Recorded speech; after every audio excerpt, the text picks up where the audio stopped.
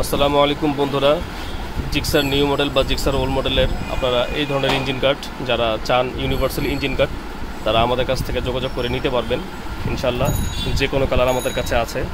আমাদের দোকানের নাম হচ্ছে জাহাঙ্গীর এন্টারপ্রাইজ, বংশাল 142/1, বংশাল রোড, মকিমবাজার, ঢাকা।